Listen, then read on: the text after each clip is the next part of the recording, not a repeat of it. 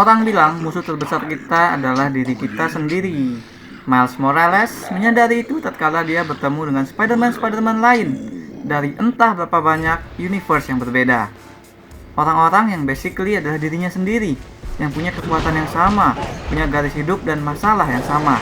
Tentu it's all fun and games saat mereka sedang akur. Masalahnya, Miles nggak bisa diam saja ketika dia mengetahui dirinya dan juga Spider-Man lain bakal ngalamin kehilangan orang tersayang. Apalagi karena Miles ini masih punya unresolved konflik dengan ayahnya. Maka Miles pun mulai bergerak sendiri, melawan canon cerita Spider-Man, melawan Spider Society yang berusaha menjaga canon tersebut. Ya, bagian kedua dari trilogi Spider-Verse ini didesain oleh sutradara Joaquim Dos Santos, Cam Powers, dan Justin K. Thompson sebagai perjuangan seseorang melawan takdir yang telah dituliskan.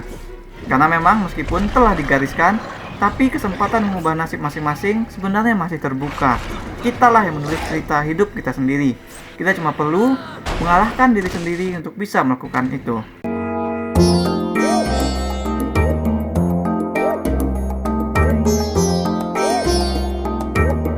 Kehadiran film animasi Spider-Man Into the Spider-Verse tahun 2018 lalu mengubah pandangan banyak orang terhadap apa yang bisa dilakukan oleh film animasi.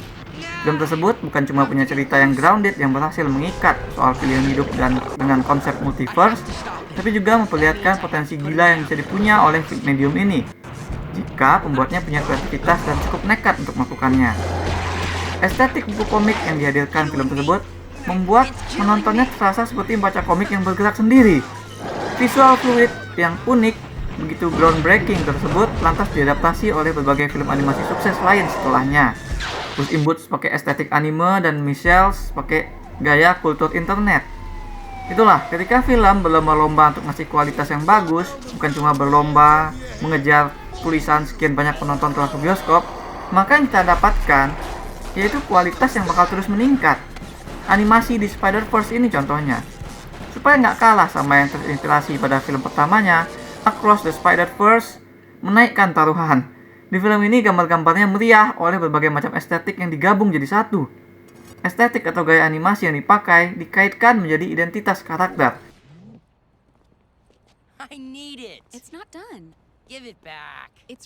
Jadi berbagai karakter dari bermacam semesta itu akan hadir lebih konsisten dengan estetik masing-masing. Misalnya, Spider-Punk yang dari Inggris. Karakternya akan digambar dengan gaya graffiti anarki jalanan, sejalan dengan sifat karakternya yang memang rebel abis, punk rock gitu. Salah satu musuh mereka, si Vulture, diceritakan datang dari Eropa zaman dulu. Dan bentukannya juga dibikin klasik. Dia kayak coretan di kanvas kuning gitu. Kalau penyair utamanya, estetiknya lain lagi. Di sini kita berkenalan dengan karakter villain yang tadinya kayak harmless. Miles malah menjulukinya sebagai villain of the week, yang maksudnya sih meledek, ya kan, kemampuan aneh penjahat yang tak seberapa. The Spot, yang bentukannya hitam putih tanpa wajah itu, cuma bisa bikin lubang-lubang yang bertindak seperti portal. Nah, fight scene Spidey dengan Spot awalnya tampak konyol, tapi karena portal-portal tersebut, adegannya jadi seru dan tergambar surreal, unpredictable aksi-aksinya. Apalagi The Spot ternyata punya motivasi dendam yang cukup kuat terhadap Miles, sehingga kemampuannya tersebut berkembang menjadi lebih menyeramkan. The Spot lah yang membuat anomali pada Spider-Verse, karena dia ini bisa berpindah semesta seenaknya, dan dia bisa ngambil kekuatan dari masing-masing semesta. Anomali buatannya itulah yang akhirnya bikin rusuh antero multiverse. Kita juga nanti akan dibawa ke verse-nya si Spider-Gwen, yang dunianya mungkin adalah yang paling romantis tergambar, karena di sini tuh visualnya terlihat seperti ledakan warna cat air, yang warna backgroundnya seringkali berubah, meredup, mencerah sesuai dengan mood cerita saat itu. Actually, cerita Gwen sebagai sepertinya satu-satunya Gwen Stacy, love interest yang jadi Spider-Woman, adalah salah satu pilar perspektif di film ini, di cerita ini. Karena film justru dibuka dari bahasan tentang Gwen dan dunianya. Tadinya kepikir film dibuka seperti itu tuh karena hanya ingin menjadikan Gwen sebagai device eksposisi, ya kan? Untuk menyegarkan ingatan kita kembali pada cerita film yang lalu. Tapi ternyata, bahasan Gwen cukup mendalam. Bumi 65 tempat Gwen tinggal akan disorot cukup banyak. Kita akan lihat story si Gwen dan apa yang terjadi pada Peter Parker di dunianya itu. Kita akan diperlihatkan juga relasi Gwen dengan ayahnya yang kapten polisi. Dan di 20 menit pertama itu, aku mulai merasa seperti punya spider sense yang ngasih tahu ada sesuatu yang kurang beres pada naskah film ini. Karena setelah 20 menit barulah cerita berpindah ke dunia Miles Morales. Kita akan diperlihatkan masalahnya dengan ibu dan ayah, masalah yang juga grounded seperti Gwen dengan ayahnya tadi, bahwa anak-anak yang jadi superhero punya jarak dengan keluarga mereka yang polisi. Meskipun memang buatku fondasi ini jadi drama yang kuat, karena kan biasanya dalam cerita superhero protagonis itu justru punya masalah mencari father figure, ya kan? Lantaran banyak sekali superhero yang tidak tumbuh dengan sosok ayah, entah itu karena ayah kandung mereka meninggal ataupun ya jadi jahat. Tapi tetap saja film ini tuh jadi aneh karena terasa seperti punya dua babak pertama, dua babak setup untuk dua karakter utama yang sepertinya film ini sendiri bingung mau nonjolin yang mana. Kedua karakter nanti akan bertemu di babak kedua yang involve banyak adegan aksi super seru. Salah satunya kejar-kejaran antara Miles dengan para Spider-Man. Yang menurutku inilah alasan kenapa para sutradara nggak jadi bikin film ini jadi perspektif cerita Gwen total. Yang membuat para sutradara kembali ke Miles. Karena bayangkan, John Wick dikejar-kejar satu kota, tapi ini adalah Spider-Man dikejar oleh berbagai macam versi Spider-Man lain dengan kekuatan dan visual yang bervariasi. Pasti sayang banget melewatkan adegan aksi semacam itu. Nah, cerita mulai memisah lagi antara Gwen dan Miles di babak ketiga. Gwen nge-resolve konfliknya dengan ayah, sementara Miles babak ketiganya belum berakhir karena dibikin sebagai cliffhanger dengan tulisan bersambung pada layar.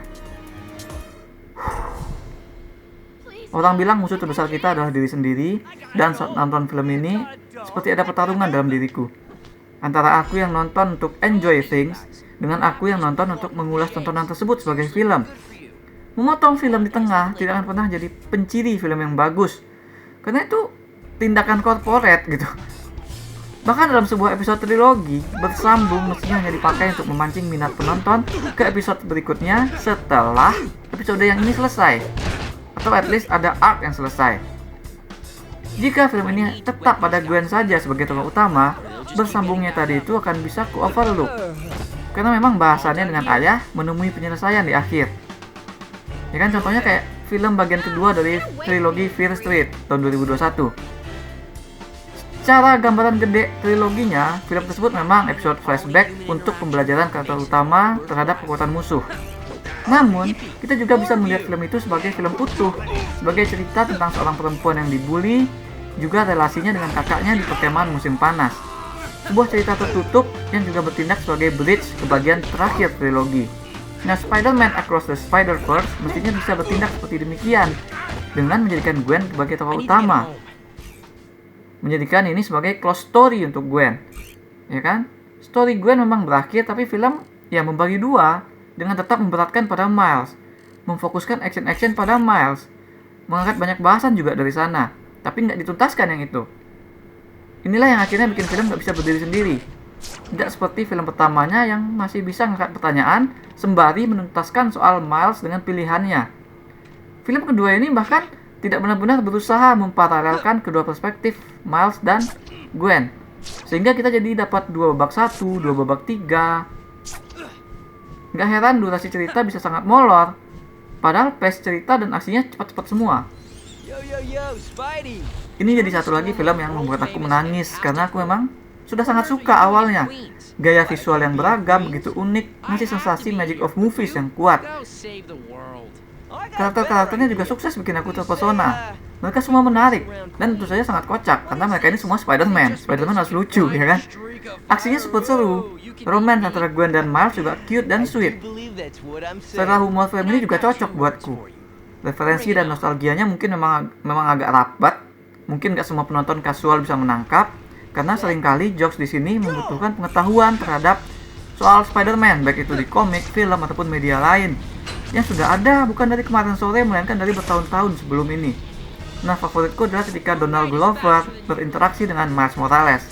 Ini tuh kocaknya layer banget, karena bukan saja Donald ini adalah Prowler di versi live action, tapi juga karena karakter Miles sendiri aslinya terinspirasi dari Donald Glover yang pengen jadi Spider-Man. Dan kreator Spider-Man simply ngelihat Donald pakai kostum Spider-Man dalam salah satu episode serial komedi Community yang terkenal itu. Tapi in the end memang aku tahu as much I love this movie, aku nggak bisa ngasih skor yang tinggi untuknya. Karena ini adalah cerita yang tidak tuntas. Dan cerita tersebut tidak harus dilakukan dengan seperti ini gitu. Ada opsi lain yang mungkin memang lebih risky. But hey, seperti Miles yang menghadapi Spider-Man lain sebagai musuhnya, kita semua harus bertarung dengan diri sendiri.